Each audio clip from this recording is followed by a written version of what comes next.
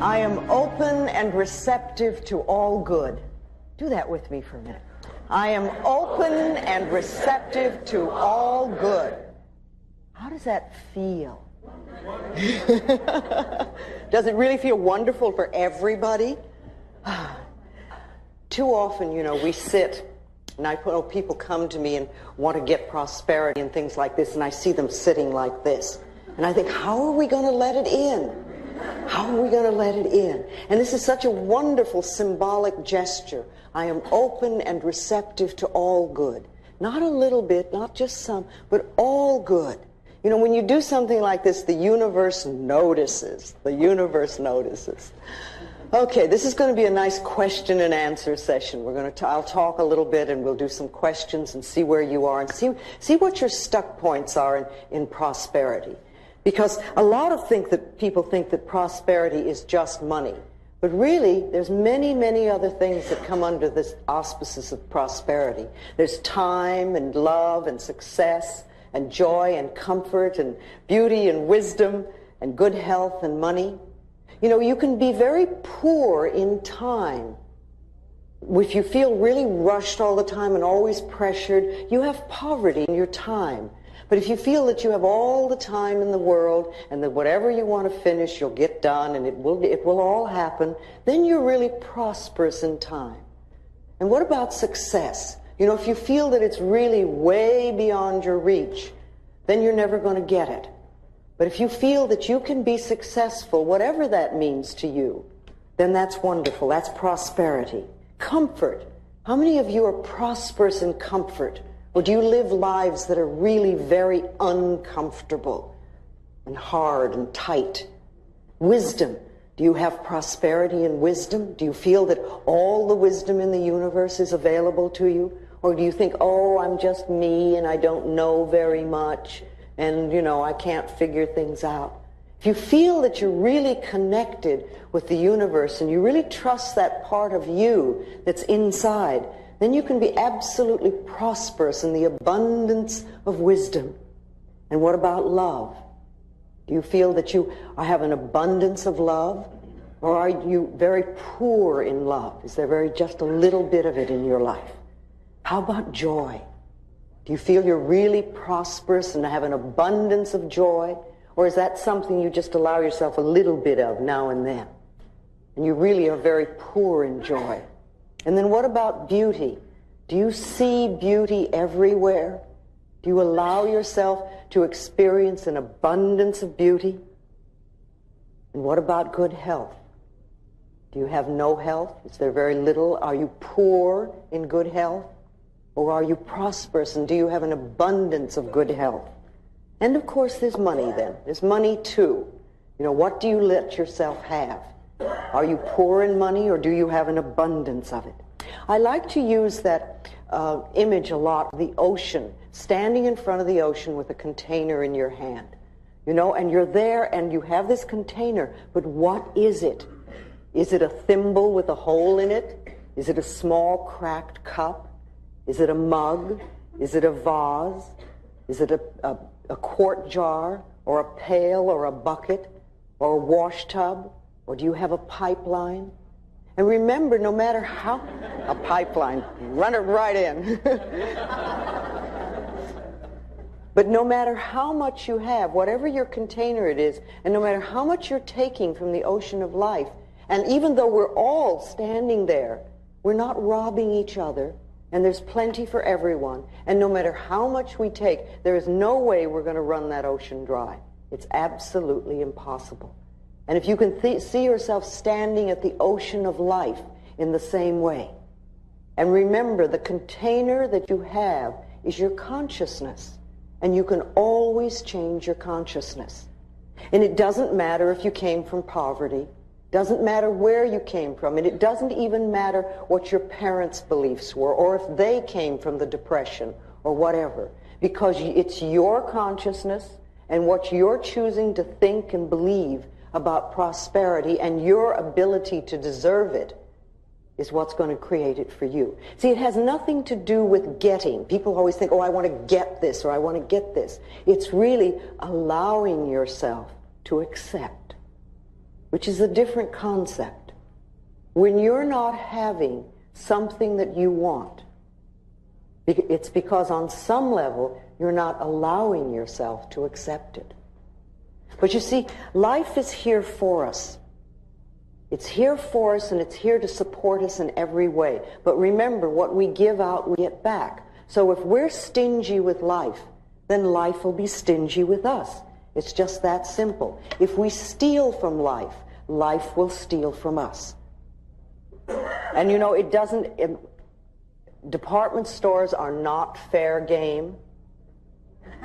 If you take paper clips from the office or do your personal Xeroxing there, that's not fair game, because it's the same old thing. What you give out, you get back. And what you're saying to the universe in a way is, I can't afford to take those things, have those things for myself. I don't have the ability to earn it. Therefore, I must take it from somebody. And that's poverty thinking. That never, ever, ever creates prosperity. Life is here for us, and there's an incredible abundance on this planet. Sometimes we only see our lack, but the abundance that is here is so enormous. You know, if you think about it for a moment, there is so much food on this planet that we could literally feed everybody on this planet. Yes, it is true that there are people that are starving, but it's not because of a lack of food. I mean, we burn crops in this country just to keep prices up. If people are starving, it's a lack of love. It's that we're allowing such a thing to happen. There is an absolute abundance of money on this planet. There is so much money that we can't even count it. And yes, it is true that there are many people who have very little, but it has nothing to do with the amount of money that's here. It's a lack of consciousness. It's a not deserving, not accepting. And are you aware that there are billions and billions of people on this planet, and yet you will hear people tell you that they're lonely? It has nothing to do with the amount of people. It's because we put walls up and we won't allow the love to come in. We have an abundance of air on this planet. You know, if you think about it, our most precious substance is the air we breathe. When we exhale, we take it absolutely for granted that the next breath will be there. And if we didn't have a next breath, we wouldn't live for 3 minutes. We literally would not get out of this room alive. And yet we take it absolutely for granted that when we exhale, the next breath is going to be there. And we're all breathing in this room, and I'm not saying don't breathe, there's not enough for me. We just assume. Now, if the most precious substance in our life has been given to us with such abundance, and that there's enough to last for as long as we shall live, then can we not trust that other things will be taken care of? Matthew 6 is always a good thing to read when you're a little bit scared about stuff. The power that created us has put everything here for us, but it's up to us to deserve and to accept. That's what we need to do. You know, what we concentrate on increases. So you want to be very careful that you're not concentrating on debt and lack and bills and negativity, because that's what's going to increase it in our life. If you concentrate on bills and see them as enemies, then they're going to be enemies, and you will never, ever have enough to really take care of them. Bills are wonderful things. It means that somebody has trusted us enough to give us their service or their product, knowing that we have the ability to pay it. And if we can welcome those bills with love and rejoice, and when you write a check out to pay it or you pay a bill, absolutely rejoice that you're able to do it, and know that what you're sending out is coming back to you. See, too often we think, oh, another bill, or we write the check and say, oh, there isn't enough, or whatever. But start feeling a good flow with this whole thing. Self-image is very important, because self-image, feeling good about yourself, is prosperity. Prosperity begins with that. Doesn't matter how much money you have, if you don't feel good about yourself, you're never going to enjoy it. And then look at your prosperity now, because everything that you do have in your life is a reflection of what you believe you deserve what you believe about yourself. You know, look at your home. Is this a place that you really love to live in? Is it comfortable and joyous? Or is it cramped and dirty and always messy? The same thing with your car. You know, is your car something that you really don't even like? Or is it something that reflects the love you have for yourself? And what about your clothes? You know, are they just a bother and a nuisance and something you have to wear? Or is it something you really rejoice in? Because, again, it's a reflection of you. And what about your bank account? You know, how do you feel about that? And what is the state of it? Are you friends with money, or is it an enemy? All these things are important because what we have in our life is a reflection of ourselves.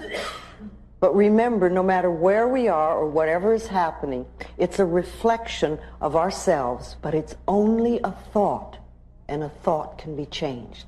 It's a thought about what you believe about yourself, what you believe about life, and what you believe you deserve. Now, let's take our little mirrors out for a moment.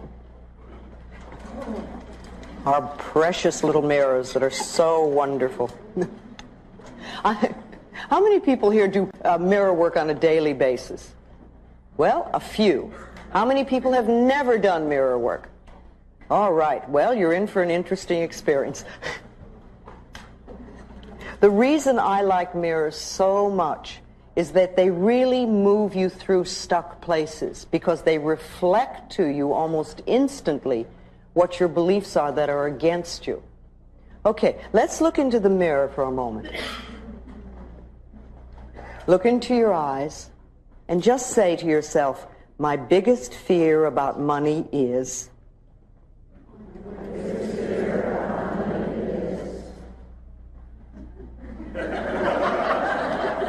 All right, just notice what comes up. What comes up? What is coming up when you do that? What sort of fears? Let's just share that for a moment. What sort of fears come? What? Yes, right here. My biggest fear about money is that it'll either be taken away when I get it, or that somehow I just, that I won't be taken care of. And I do a lot of the mirror work, and I do a lot of the prosperity work, and... Who took money away from you when you were little? Well, it was a control issue with my family, with my parents. I come from a family with money, but it was always... That's where the love came from, was with money. And I come from a father who has a tremendous fear of being broke. So it was passed on, and I know that, so I'm trying to work through that. Can you forgive him for that?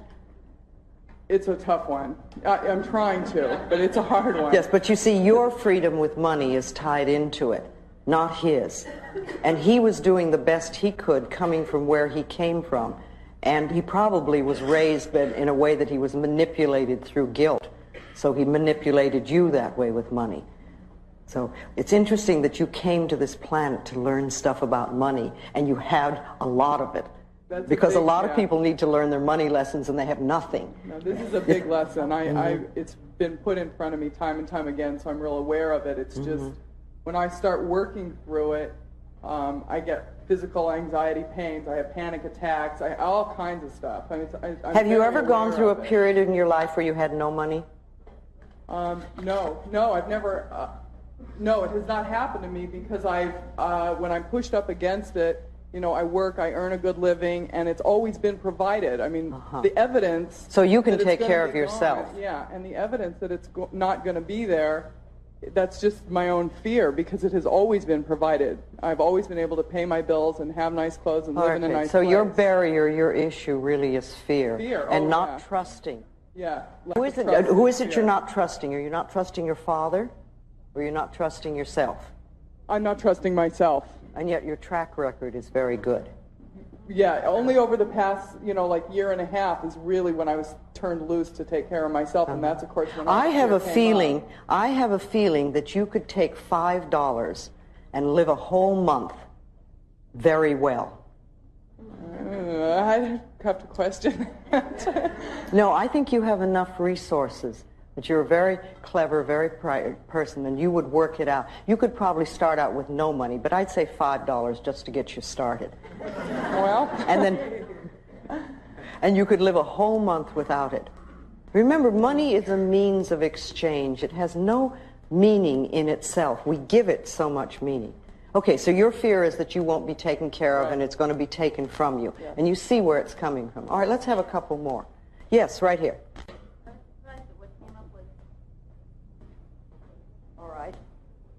All right. She said that what came up for her that is starving, that you would starve. Right. Okay. Have you ever? No. Did your mother, your father, did they come from a space of that? Did they grow up in the Depression? They did, but I don't think either of them ever, no. I mean, I would have heard of it. Okay. All right. It's an old thing. Maybe you had. Maybe it's something that you heard very young as a child from your parents, and you've picked it up. So that's wonderful, because you see, when you do something in the mirror like this and a thought comes up, the good thing to do is to write it down. And if you're doing your affirmations in front of your mirror at home, always have a pad and a pencil with you and write down whatever that negative message is. And you don't even have to deal with it right then. But later on you can sit down and maybe you'll have a list of them and say, wow, this is what I believe. No wonder I'm not having the prosperity that I want. You see, if we don't see what our negative messages are, it's very hard to change them. And what most of us do is when we hear or feel a negative message, we try to run from it. And we have all sorts of ways of doing that. I mean, people go to the extremes of drug and alcohol abuse and things like that. But there are lots of little ways that we run from our own barrier thoughts. And if we could, instead of that, accept them and examine them and turn them around, say, no, I don't want to believe that anymore. Remember, it's only a thought, and a thought can be changed. That's all we're dealing with, no matter how difficult it is. Feelings are thoughts in motion in the body. That's what they are. They have no entity of themselves. So we have a thought, we get a feeling, and then we get frightened of the feeling, or we try to run from it. But if we realize it's just the thought moving through our body, and the thought can be changed. So if you look at those things and you say, no, I don't want to do this anymore. I don't want to believe this. And yours just came up, but it's probably an old one there. You know, and I don't want to feel that I'm going to lose money if I get it or something like that. I don't want to feel that I'm starving. I would rather choose to believe that I'm abundantly taken care of. I'm an extremely capable person. I can always create for myself. And I am always safe in the universe. You know, everything is supplied for me. We have to change these thoughts, and we must do them deliberately, because we're the people that are in charge. It's our minds. We think in our minds. Nobody else can do that. And we get the opportunity now of choosing what we want to think. When we were very little, we had a lot of stuff fed into us by our parents and other places around us. I mean, after all, we got it from relatives, we got it from neighbors, we got it from school, we got it from the church, we got it from television. All this stuff came in, and we're little, and we accept most of it. Very, very few small children really can say, no, that's nonsense, and I'm not going to believe that. Mostly children accept it and say, yes, yes, okay. But we're not little children now. We're adults. And we get to choose what we want to think. Only we have to look at what we are thinking at so we know what we need to change it to. Who else wants to share? Yes, right here. I've had a pretty good belief system in money, I think, most of the time. And after reading your book, it really helped me a lot. And it was wonderful. I mean, it helped me so much. And I found unexpected sources of money coming in, and just my spending habits changed, and I felt great about it. Mm-hmm. I shared those beliefs with some people that I know, and I also talked about feeling like deserving certain amounts of money. And what happened was they told me that that's not true, that what makes you feel like you deserve it, and that's not true, you have to earn it, and they know how hard I work at my job, which is not very hard. But on the other hand... No wonder they're upset. People get angry at people who don't work very much. Right, but I do work in other areas outside of my job. You don't have to justify yourself. Okay, thanks. That was my fear, was that maybe I don't work hard enough to deserve the amount of money that I have. Honey, if your consciousness is clear enough that you can bring in good money without struggling, I want you to love yourself. You see, you do something like you pick up your little mirror and say, thank you for being so clever and bright. Thank you for getting it. Because what you really did is you got it. You do not have to struggle in order to make money. If you really work at things that you love, you can usually bring in good money. If you work at things you hate, or if you have a belief that you don't deserve, then you won't have it. But the people who are telling you you have to work hard, they work hard, yes? Yes. And they don't make as much as you do. They don't seem to have as, right. Okay. Well, you know, do you want to, see, you've put out your hand and you've said, I'm willing to help you up. And they said, no, we're going to pull you down. Right. And which way do you want to go? See, I reach out my hand a lot to people. And if they take it and want to come up, that's wonderful. Then I can teach and we can really go places. But if they're going to try to drag me down, you know, I say bye, and I go talk, and I go work with somebody who really wants to come up out of the mud. I see. Do you feel that money is an exchange of energy? It's energy. It's a exchange of services. That's all it is. It has no meaning in itself. And you know, a $10 bill is quite as spiritual as a rose. It's matter. It's form. It's energy. And it's what we give it. It's what we believe about it. We have so much stuff on money. I used to find it was much easier to teach a class on sexuality than it was on money. Because when we get our money beliefs pushed, it's amazing how angry we get. Because they're very tied into us. Even though we may say, I want to prosper, we will put up barriers and fights and all sorts of things. Right. So it's okay to have money even without working hard at a job. Well, first of all, you don't need my approval to live well. And what I believe really doesn't matter for you. If you've got it going so it works, enjoy it in any part of your life. You know, if your life is filled with love, don't listen to some miserable, lonely person tell you how to run your life. If your life is working well with money, don't let somebody whose life is not working with money tell you how to run it. And see, very often, remember, this happens with our parents, too. You know, we'll have a parent who really had a miserable life. They come from a difficult place, and their own life is miserable. And then they will tell you how to run your life. If you're going to listen to people, listen to the winners. Listen to people who know what they're doing. Listen to people who've proved what they're doing. All right. Yes, right here. It's coming forward. When I looked in the mirror, the answer was there won't be enough. But I think that comes from my parents. There never was enough money.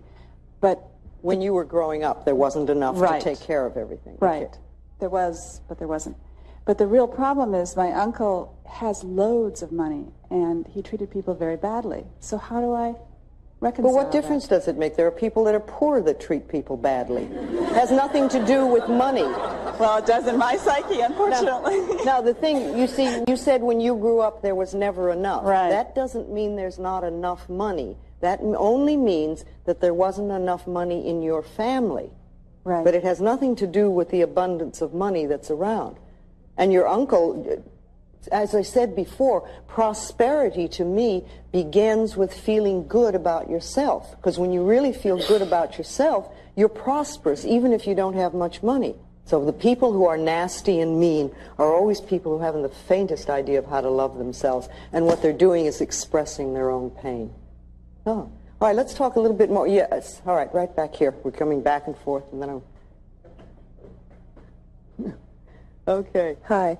When I looked in the mirror and said that, I thought I felt kind of insecure and sort of afraid because I did inherit some money. My father died last year, and I've been finding myself like trying to give it to people.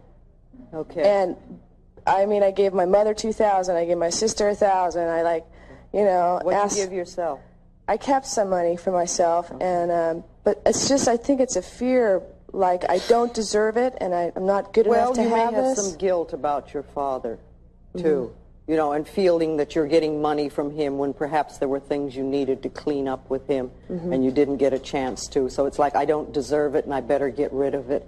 Yeah. But while you're going through those feelings, I would suggest that you put it in a bank account or a CD. But put it in a year CD. I did put it and make it sit CD. there for a year while you work through your stuff. All right. And then when you've worked through your stuff, you can go and get the money and enjoy it. But if you have your hands on it right now, it sounds like every time a guilt feeling comes up, you may give some away. Yeah, it's and like then, whenever anyone, I seem to have people in my life coming in with money problems constantly. Of course. And it's like the first thing I want to, I'll give you $100, or what do you need, you know? And it's like, I don't know if I'm trying to...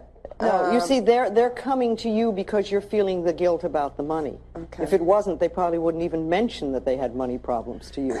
So they're helping you sort of go through your stuff. Okay. You need to begin to realize what you deserve. If you have any stuff with your father, do a meditation in your mind and forgive him or forgive yourself and have a talk to him so that you can clean things up. Tell him you love him and get it cleaned up in your mind, so that that can be taken care of.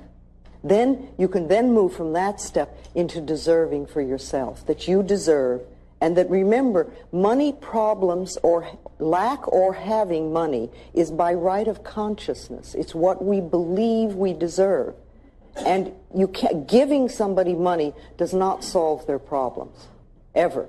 Because then they just recreate. The best thing you can do for people who are having money problems is to teach them how to create it in consciousness, because then that's lasting. That's much more lasting than handing some.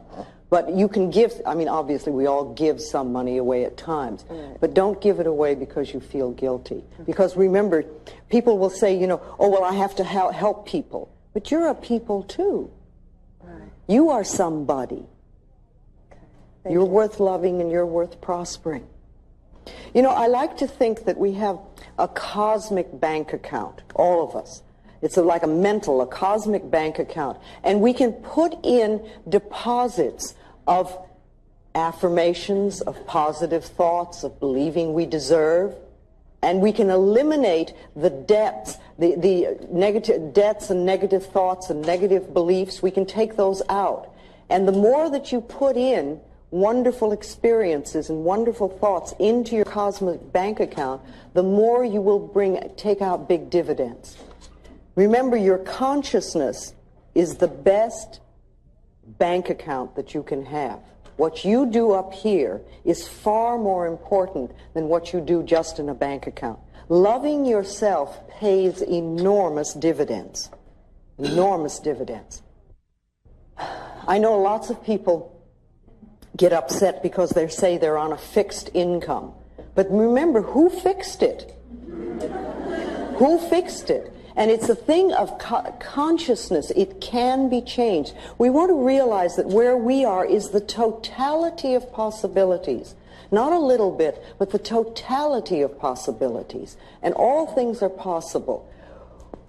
We want to know that our job is only one channel of an infinite source. There's an incredible infinite source that supplies everything, from the air we breathe to the vegetation to the plants and the animals and the planets and the stars and everything that's imaginable. And our jobs are like one channel. That's all it is. We can enlarge this enormously. Anything that's fixed, any fixed income in our life has been fixed by us, by an acceptance or a belief. So we want to enlarge that and really let it go. Think for a moment about money and success and work and bills and debt and envy and lack and guilt. How do you feel about that? What are your beliefs about it? What do you think about your work? Do you think work is a drudge that you have to go through? Or do you see it as something that you really love to do and enjoy? What do you feel about debt? Is debt something that really drags you down? Or do you just see it as something that you can take care of easily and you don't allow it to pile up? What is your belief about lack? Is lack something that's always in your life? Or can you see that lack could be something that's part of the past and is not part of what's going on now? Again, what do you feel about bills? Bills are these things that people get such stuff on. But they're only pieces of paper and saying somebody trusted us enough. And what about envy? Are you jealous and envious of people who have? And what about guilt? Do you really feel that you don't deserve? See, these are all poverty-oriented thinking patterns. Any negative thought that you have about money is poverty-oriented. So listen to what you say and listen to what you're thinking. I love the exercise of having people clean out their closets. Go and clean out your closets and your refrigerators. Take all the stuff in the closets that you haven't worn in a period of time and either sell it or give it away or burn it. But get it out so that you have room for the new. You want to make room for new stuff to come in. So clean out your closets, let it go. And as you're doing it, you say this thing of, I'm cleaning out the closets of my mind. Same thing with the refrigerators. You know, is that a place where there's lots and lots of little bits of food stuck in the corners? Get it all out, clean it out, make room, because people who have very cluttered closets and very cluttered refrigerators have cluttered minds. They're not thinking clearly. It's just symbolic. That's all it is. It's symbolic of what we have in here. You know, you can do some wonderful affirmations in the morning when you get up. And again, I love this gesture because it's so symbolic, and it says to the universe, I'm ready, I'm ready. You know, and just say, I'm open and receptive to receiving all good. This is a wonderful day of prosperity. One of the affirmations that I've used for a long time is that my income is constantly increasing. Just that simple. My income is constantly increasing. And then I watch it happen. What we believe for ourselves is going to come true. And when we're doing our affirmations again, if you do a positive affirmation and the negative comes up, just say thank you for sharing. Thank you for sharing. You want to hear it. We don't want to run from the negative affirmation. But what we want to do is acknowledge it, but not give it power. Not give it power. So whatever's coming up. So when you hear them, write them down again. Write them down and give yourself a chance to then turn them around into positive affirmations. Yes. Yes, can we get the lady over in the corner there? No, my biggest fear about money is that I won't be able to make enough money in the career that I want. I grew up in Beverly Hills, but I never had enough money like my friends did. Yes, yes. And so that was always that feeling like I never had enough. Yes, yes. And also I've been sick since 1986. Well, that keeps you out of the running. Yes. And that keeps me out of having to deal with. Yeah. So it's one way to deal with it. See, a lot of people do that. They will go into ill health because then you can't expect people to do anything, and it just takes you out of the running completely, and somebody else has to take care of you. But it's a terrible price to pay. How would you like your life to be? Well, I would like. I see myself moving more towards how I'd like it to be because I've been working on this kind of stuff for like 3 years. I'm feeling like the love part is really abundant. I've got a lot of love. So how else I would like it to be is where I'm comfortable and feeling free in the job that I do and the career that I want. I'd like to work at the career that I want to work at and make enough money to live and get over that issue already. Okay, then why don't you make that an affirmation? I am working at the career that I really enjoy, and I'm making an abundance of money, and I'm comfortable with it. Money has become my friend, and I have all that I need. Put it into an affirmation and say it. Every day. Say it, and every time those negative thoughts come up, just say this over and over again. You've got to tip the scale.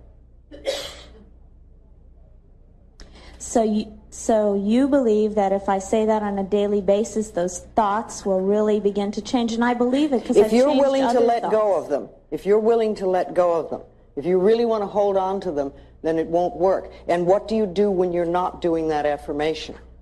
You see, remember, every thought we think and every word we speak is an affirmation and going out and coming back. So if you do one affirmation 3 times a day, that's great, but what are you doing the rest of the time?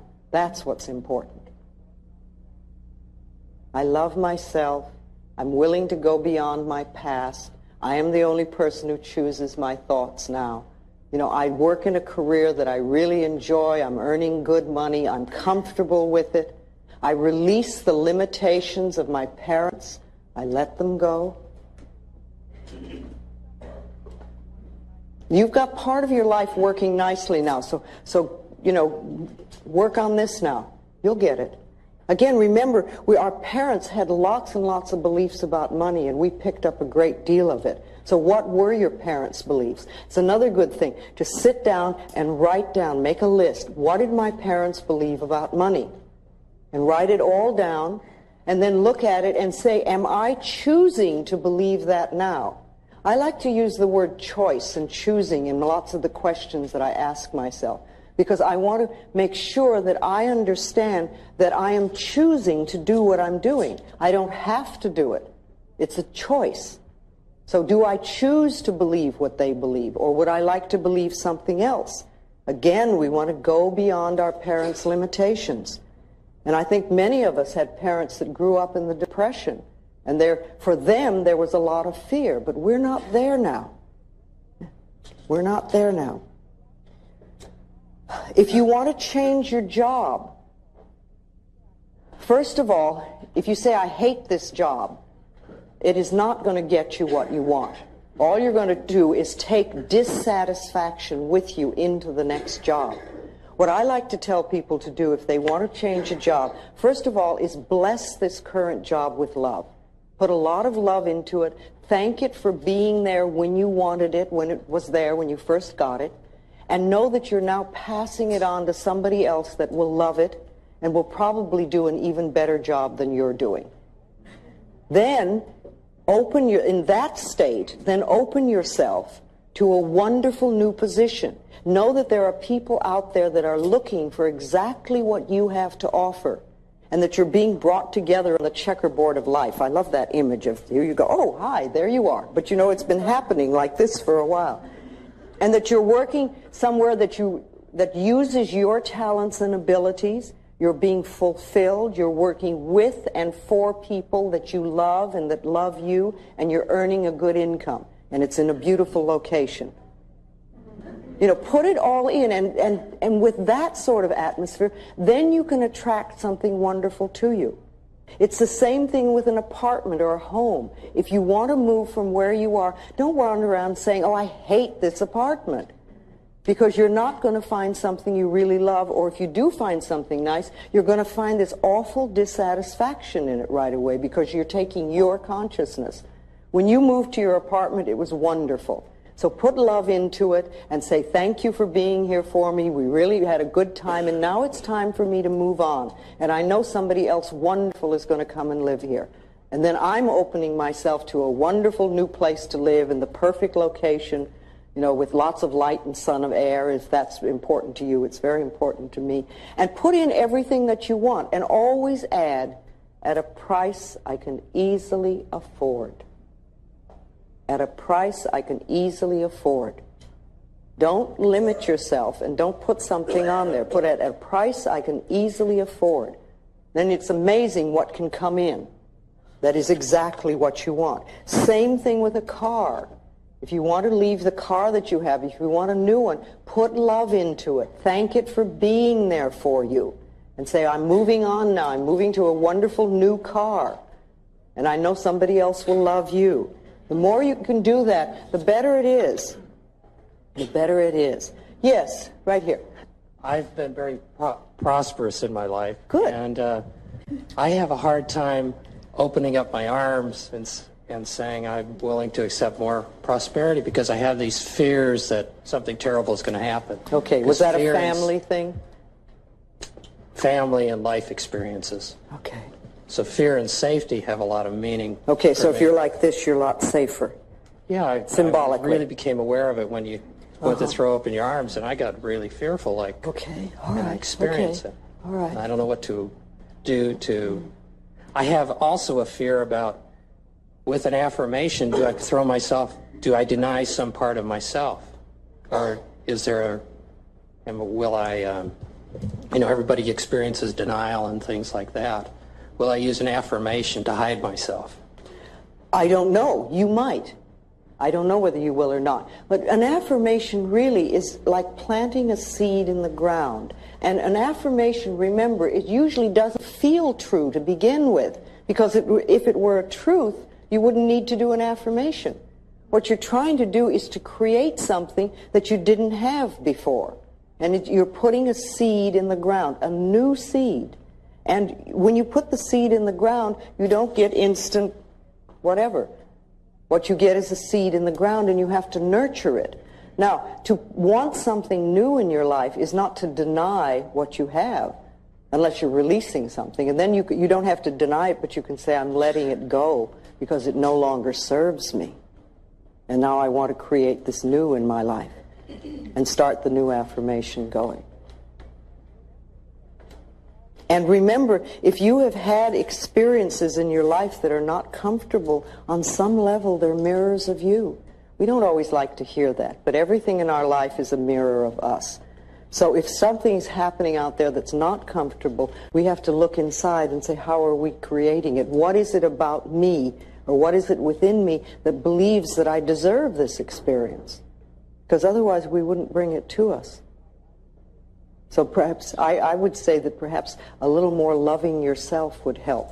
Because when you get that flowing, you won't bring in uncomfortable experiences. When I was a little girl, and then when I grew up and started out in the world, my self-esteem was so low, and I had such a terrible self-image that I created awful experiences, just terrible experiences.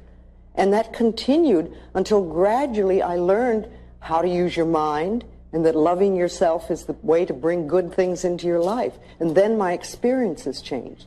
But, you know, if you just say, oh, well, it's scary, and if I open myself up, I'll get terrible things, you probably will, until you've changed whatever it is inside of you that attracts that.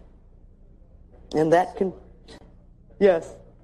Okay, so it's just a question. You say you've had a lot of money, so that's not an issue with you, but you have other areas. See, money isn't the answer. We think it is. We think money is going to take care of everything and we won't have any problems anymore, but it's not our answer. Let's see what this gentleman right here wants to say. Hi, Louise. Yes. My situation with finding a new house is a little different. I love the one I'm in, but I have to move. Okay. So a year ago, I also had to move. I didn't love the place I was in, but I ended up loving it, and this new place manifested, which now I love, and which I have to leave. Okay. And I'm going out looking at all these places, and every one is like, no, I don't want this, I don't want this. And like a whole month has gone by. Well, the right place is waiting for you. The right place is looking for you.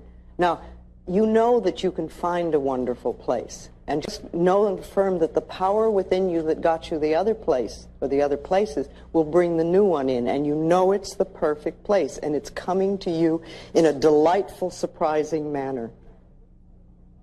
And yes, look for it. But sometimes it doesn't happen. I remember once in Los Angeles, I was looking for an apartment. It took me 6 months.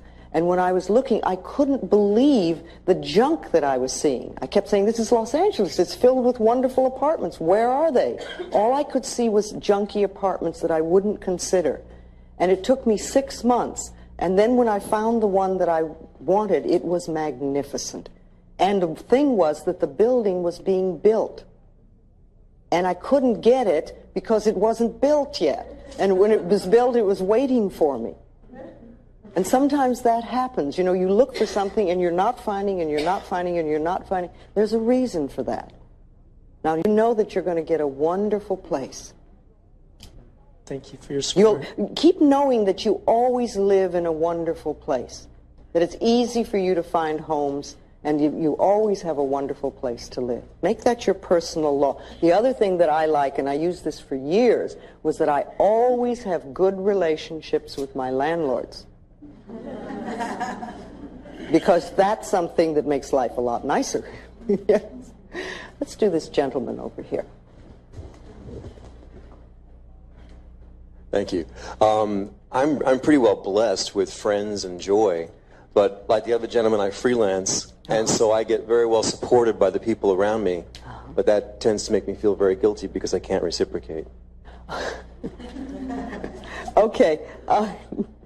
That's your problem, not theirs. Are they giving to you only to get back? It depends on the individual. You know, family tends to give with one hand and expect something in return. But the friends are giving out of the joy of giving. Okay, so the family who is giving with one hand and expecting in return, just give them some love. I've been trying that. Just do it, you know, and if that's not good enough for them, that's not your problem. That's their problem. There are times in life when the universe gives to us in a form, whatever form that we may need, and we may not be able to do anything to give back or anything, and that's okay. I mean, however the universe has decided to take care of you, you say thank you. Yeah. And then there will come a time in your life when you will help somebody else. I can think of many people in my life in the early days who really helped me enormously at a time when there was no way I could pay them back. But what's happened is that years later, I've taken an opportunity to help someone else. And that's the way life goes. Very often, all we do is exchange prosperity. Somebody gives you something, and you right away give it back. You reciprocate. Or somebody takes you to lunch, and you immediately have to take them to lunch. Or somebody gives you a gift, and you immediately have to give them a gift. Learn to receive. Learn to accept. Learn to say thank you and just receive. And, you know, if the universe likes to know that you can receive and not just exchange. And sometimes you don't need to give back to the person that gave to you. You'll give to somebody else at another time. But learn to accept. A lot of us have problems with that. We can give, but we can't. You know, and when somebody gives you a gift, smile and say thank you. That's all you need to do is smile and say thank you. You know, if somebody gave you a gift and you said to them, oh, it's the wrong size or it's the wrong color, I guarantee that person will never give you another gift. And the universe will say, this person doesn't want any good. You know, you accept graciously, and if it really isn't right for you, then you pass it on to somebody that can use it. Same thing with compliments. If somebody gives you a compliment, smile and say thank you. Just smile and say thank you. And you know, speaking of prosperity, how do you nourish yourself? What do you do for yourself that's nourishing?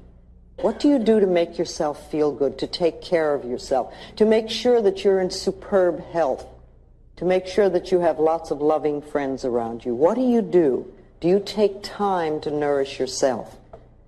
Again, you know, going to the mirror in the morning, any time of the day, but I like the morning because it sets the tone of the day. And saying, what can I do for you today to nourish you? How can I nourish you? How can I make you happy? How can I make you happy? The other thing we want to do, you know, is we want to be grateful for what we do have. If we're only looking at what we don't have, if we're only seeing the lack, again, that's not a way to bring more good in. Start to be very aware of what you have and be very grateful for it so that more stuff can come in. This lady over here wants to ask me something. I saw you. Hi, I'm having a hard time receiving happiness. Actually, I'm very happy. I'm having a hard time with fear of being happy. Okay, what would happen? I'm newly married, and I'm very happy, and I feel like I'm receiving love more than I ever have. I have a 9-month-old baby who's very beautiful, and I love her very much. And I have a tremendous amount of fear that something's going to happen to her, or something's going to happen if I'm too happy. Yes. You know what that's called? That's called running anxiety. That's all it is. It's like there's an anxiety part of us that is here. And usually it gets taken care of this way or that way. We have these little things going on. When our life is really magnificent, it's like we're not handling that part of ourselves. So these thoughts come up. So when you hear them or when you feel them, just say, it's okay, I'm just running anxiety. All is well. My life is so wonderful, and I deserve, and I'm willing to accept, and I can have. That's all you're doing. Just recognize it is that little part of you is saying, well, you know, she's not upset anymore, and we've got to do something. Something's going to go wrong. I just know it. Things are too good. Thank you for sharing, again, thank you for sharing. I appreciate, I know you're trying to take care of me. One of the things that I do when a fear thought comes up is I say to it, I thank it. I say, thank you for trying to protect me. Thank you for taking care of me. I appreciate that you want to help me. And then I'll do an affirmation for whatever it is. But I acknowledge that the fear thought is there to protect me, because that's what fear is, really, isn't it? You get frightened and the adrenaline comes and it's saying, where's the danger? So I say thank you. And you can do the same thing for that. And just don't give it a lot of importance. Okay, let's give it to the lady in aqua here. Yes. Hi.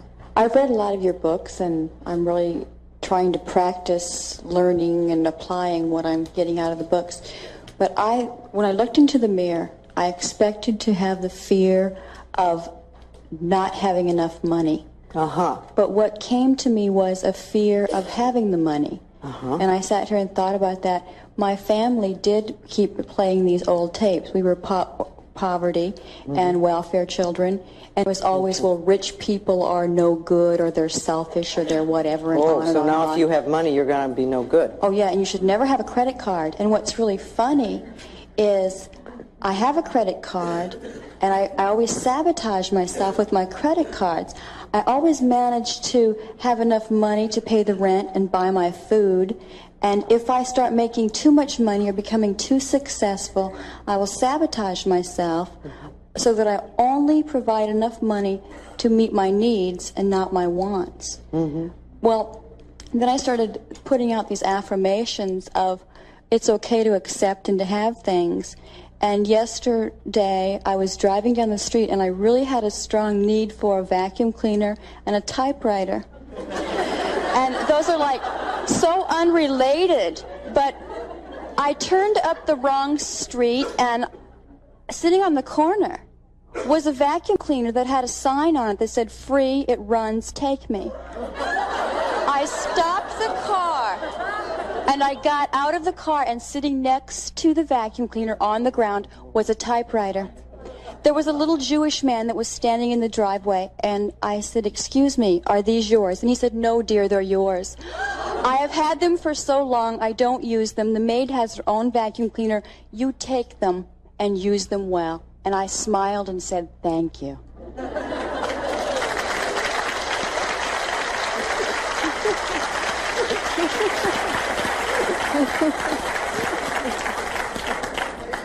You must have made some changes in consciousness, I think. How wonderful. Okay, let's let this lady. I hear you talking about loving yourself and being willing to learn to love myself. But how do I put it into practice? How do I really allow myself to love myself so that I can? First thing that you do, absolute number one on the list, is you stop criticizing yourself. Just make a vow that you are not going to do that at all anymore. And work on that as much as you can, because as you stop criticizing yourself, you are going to be amazed at how you lighten up on yourself. I find that that's the number one thing that's in the way of loving who we are. I really appreciate what you said about if we couldn't say I love you, to say I'm willing to learn to love you. That was very helpful. Bring it back I appreciate that. to a space that you can begin to work. Right. Don't force yourself. The quicker you can get to I love myself, the better it is. But if you can't do it to start with, I'm willing to learn, I'm willing to begin to learn to like you, if you have to move that far back. But someplace so that you can start inching up till you get to the point where you say, I love you, you're wonderful, and really feel good about it. And that takes time for some people, because we've got all this stuff in the way.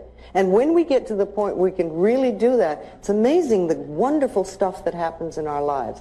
But remember, we're only dealing with thoughts, and thoughts can be changed. I love working in a group like this because we help each other. We bring up stuff and we can see where other people are, and it touches stuff inside of us. When we change our thinking, we change our reality.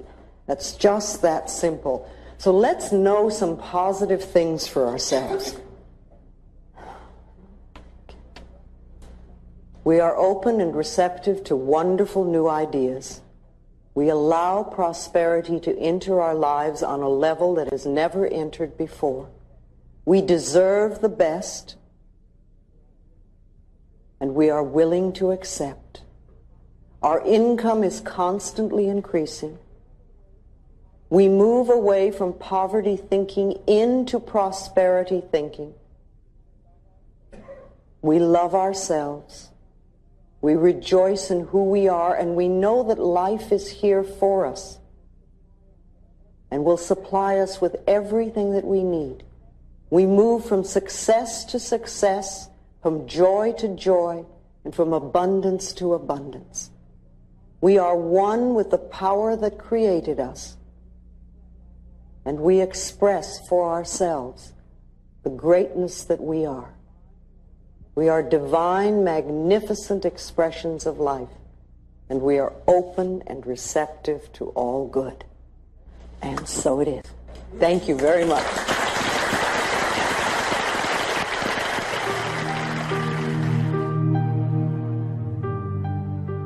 This has been a Hay House audio production. If you would like a free catalog of books and videos offered by Hay House, please call us at 1-800-654-5126 or visit www.hayhouse.com.